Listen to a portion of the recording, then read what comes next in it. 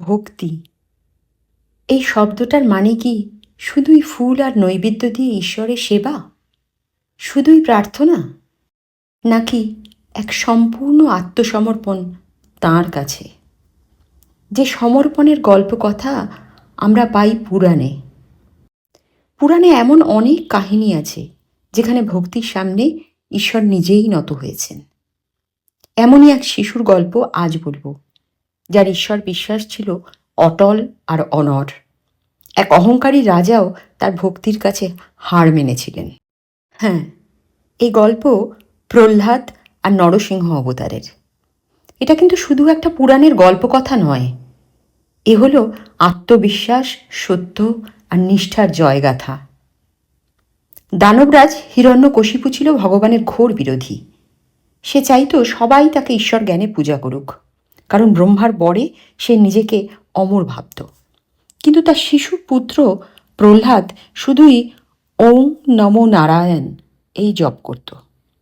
সে বলতো ঈশ্বর তো একজনই, তিনিই নারায়ণ। তার নামেই শান্তি, মুক্তি আর আনন্দ। হিরণ্যকশিপু প্রহ্লাদের ওপর অত্যন্ত ক্রুদ্ধ হলেন। তিনি বারবার প্রহ্লাদকে হত্যা করবার চেষ্টা করতে লাগলেন।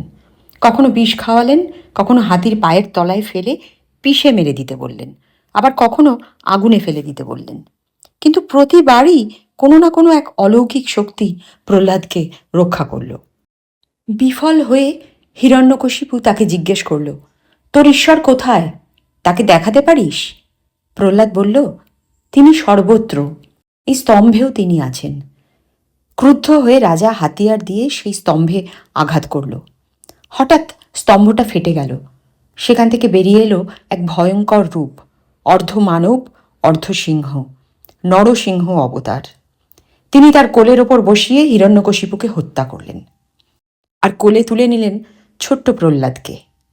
ভক্তের ডাক যদি সৎ হয়, বিশ্বাস যদি অটল হয়, তবে ঈশ্বর নিজেই ভক্তকে রক্ষা করেন। ভক্তিই দিতে পারে সেই অসীম শক্তি, যার সামনে পৃথিবীর সব অহংকার তুচ্ছ হয়ে যায়। ঈশ্বরের কাছে আমাদের চাওয়ার তো কোনো শেষ নেই, কিন্তু যদি তাকে হৃদয়ে রাখো, তবে সব বিপদে তিনি তোমার পাশে থাকেন আর শক্তি যোগান।